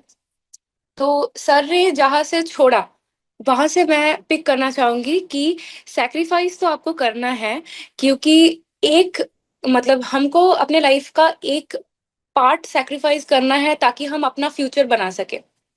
वो आपका ये का टाइम भी हो सकता है जब आप मतलब बीएससी कर रहे हैं या जीएनएम कर रहे हैं वो टाइम भी हो सकता है और ये भी हो सकता है जब आप प्रिपरेशन ले रहे हो। तो मैंने कैसे प्रिपेयर किया I will just share with you my experiences and my strategies with some tips and tricks. So मैंने मैं एनएनएल का एमएलबी प्रो कोरल बैच का वर्चुअल का स्टूडेंट थी। मैंने वर्चुअल बैच लिया था तो जिन लोगों का ये डाउट था कि वर्चुअल बैच लेने से कोई प्रॉब्लम होता है या नहीं मैं पहले ही बता देती हूँ कि मुझे एज सच कोई प्रॉब्लम नहीं हुआ था। जैसा ऑफलाइन बैच चलता था वैसा ही हमारा भी चलता था एक साथ। एंड उसके बाद जो रिकॉर्डेड सेशंस आए थे आप वो रिकॉर्डेड सेशन से भी क्लास कर सकते हो क्योंकि मैं वर्किंग थी तो मेरे लिए पॉसिबल ये हर वक्त नहीं होता था कि मैं जो क्लास चल रहा है उसी टाइम क्लास करूँ तो मैं उसके बाद भी करती थी। हाँ मैंने अ, हाँ मैंने गवर्नमेंट मैं जीएनएम बैकग्राउंड की हूँ फर्स्ट ऑफ ऑल एंड मैंने गवर्नमेंट कॉलेज से ही किया है जीएनएम अपना। ओके नाउ फर्स्ट आप लोगों का एक क्वेरी है कि कैसे आपको प्रिपेयर करना है 3 मंथ्स में बस टाइम बहुत कम है। तो मैं भी वही बोलूंगी कि start with major subjects first या आप लोगों का जो फेवरेट सब्जेक्ट है आप वही से स्टार्ट करो या बेसिक से स्टार्ट करो जैसे फंडामेंटल है एनाटॉमी है। मैं ऑब्स डिपार्टमेंट में काम करती हूँ तो मुझे ऑब्स अच्छा लगता था तो मैंने पहले फंडा किया उसके बाद एनाटॉमी की एंड मैं साथ साथ में ऑब्स का भी कंप्लीट करती रही। तो आपका जब एक एक सब्जेक्ट कंप्लीट होगा तो आपके पास वो कॉन्फिडेंस आ जाएगा। एंड सेकेंड थिंग कि do MCQ as much as possible क्योंकि आपका जैसे आज का आपका ये काम होगा कि आपने पढ़ा है जो सर ने पढ़ा है बहुत अच्छे से। मैं बहुत फैन हूँ सर के पढ़ाने की टेक्निक की। को पढ़ाया है सर ने आपको आज ही मतलब सब जो जो न्यूनेटल जॉन्डिस के रिगार्डिंग जो भी आपको क्वेश्चंस है एमसीक्यू है आपको वो आज कंप्लीट करने हैं। ये आपको टारगेट लगाना है अपने आप पे। अभी कुछ टिप्स कैसे आपको लेने हैं कि मुझे एक प्रॉब्लम होता था कि कुछ मतलब कॉन्सेप्ट तो याद रहते थे, लेकिन कंफ्यूजन होता है कि मुझे ब्रेस्ट फीडिंग जॉन्डिस और ब्रेस्ट मिल्क जॉन्डिस में प्रॉब्लम होता था कि कैसे याद रखें कि कौन सा कम खिलाने से हो रहा है या कौन सा मतलब ज्यादा के लिए हो रहा है। तो मैं एक टिप्स आपको इसलिए दूंगी कि ब्रेस्ट फीडिंग का आप ये याद रख सकते हैं कि ये फेलियर से होता है, ब्रेस्ट फीडिंग के फेलियर से, एफ का फीडिंग एंड एफ का फेलियर। तो ये कम ब्रेस्ट फीडिंग कराने से होता है, और उसके बाद कॉन्सेप्ट तो सर ने आपको बोल ही दिया है कि कैसे कैसे डिहाइड्रेशन होगा और ऐसे रिलेटिव एरिथ्रोपोइसिस से होगा। एंड ब्रेस्ट मिल्क जॉन्डिस का आप मोर ले सकते हैं कि मोर ब्रेस्ट फीडिंग हो रहा है इसीलिए वो जॉन्डिस हो रहा है। तो आपको ऐसे याद रखना है चीजें। और और एक टिप्स कि आप अपना रिवीजन, कुछ आप बता रही थी कोई कोई एस्पिरेंट कि आपको रिवीजन कैसे करना है ये समझ में नहीं आ रहा है, क्योंकि मैंने बहुत कम टाइम में प्रिपेयर किया है। मैंने अगस्त से, लास्ट ईयर अगस्त से स्टार्ट किया था मैंने, और उसके बाद मैंने प्रिपेयर किया है पूरा। तो आपको रिवीजन पूरा सब्जेक्ट के कंप्लीट होने के बाद नहीं रखना है। जो टॉपिक आप पढ़ रहे हैं अभी, आज आपने नियोनेटल जॉन्डिस पढ़ा है, और उसके बाद आपको 7 दिन 10 दिन में फिर से और एक बार जस्ट गो थ्रू करना है। Okay, so students, after listening to today's session and experiences shared by our mentors, one thing becomes very clear, that success does not happen by chance, right? Okay, some students have some. Okay, students, whatever you have your queries, we will drop a feedback form. You can fill your queries there. Actually, due to technical issues also, we are running out of time. So I'll resume the webinar, and whatever queries you have, kindly fill that queries in the feedback form and we will answer it then and there. So I hope my screen is now visible. Okay, so as we all know that the preparation requires the right concepts, regular practice, proper revision, and most importantly, the consistent guidance, right? So many students start their preparation with the enthusiasm but often struggle with maintaining consistency, revision planning, MCQ practice, and structured preparation. So, to address these challenges, Nursing Next Life has designed the Blue Sapphire badge, which is now live in the NNL Academy. This is not just another course, it is a complete preparation ecosystem for serious NORCET aspirants. Okay, so two modes are available in this, offline learning and the virtual learning with guidance. So quickly you can go through this slide that what all you will get in Blue Sapphire batch. You will get the conceptual classes, conceptual revision through FASTEC 11 and one-time revision OTR, conceptual practice. You can read the credentials also, like how many hours and how many questions you will get in the Blue Sapphire batch. So you can quickly go through this. And you can also go through the Blue Sapphire batch after the webinar also. And also you will get the study material in which you will get the welcome kit, theory plus practice plus revision book, workbooks for all the subjects. And our subject coverage strategy, the pedagogy is also mentioned here, like whatever we follow. This is the infrastructure of our NNL Academy Noida. We have facilities which includes Whiteman Hall, Nightingale Hall, and the Barton Simulation Lab. All-time access to for smart reading and practice room for self-study and revision. You have Monday to Sunday library and CBT labs. You have free Wi-Fi. Okay, you have housing, transport, catering tie-ups, everything. And also you have the Maxwell CBT labs for national and academy level rankings. These are the few reasons why you should join NNL Blue Sapphire batch, because we have top educators, we have high-tech classrooms, we have regular tests which are conducted daily, fortnightly, and monthly. Okay, we are open 6 days a week. We have expert doubt sessions, student-centric focus, and many more. Okay, question and answer round is, I guess, already done. Not many of you may have doubts because I guess all the doubts are already clear. Still, if you are left with any queries, you can ask later in the feedback form, which will be shared. Okay, so most importantly, this is the QR code by which you will scan the QR code and you will get a quiz related to the neonatal jaundice. And whosoever gets all the answer right and the fastest finger right, so will get the chance to win our special reward, which was Masterstroke Volume 3. So students quickly scan this QR code and attempt the quiz. Also, you can take the picture also, like if you want to attempt it later. So you have few seconds, you can scan the QR code or take the picture. And also, as we come to the end of today's Uran webinar, I would like to thank all our speakers, mentors, and participants for making this session a success. A special thank you to you, Sachin sir, Agnisha ma'am, and Amit sir for taking out the valuable time and share their knowledge and experiences with our students. I hope today's webinar helped you gain conceptual clarity and motivated you to complete your preparation with confidence. So before you leave, do not forget to scan the QR code. Stay connected with Nursing Next Live for upcoming Udan sessions. And if you are serious about your preparation, do explore Blue Sapphire Badge. Admissions are live, so please explore. Thank you, everyone, and have a wonderful evening and all the best for your preparation journey.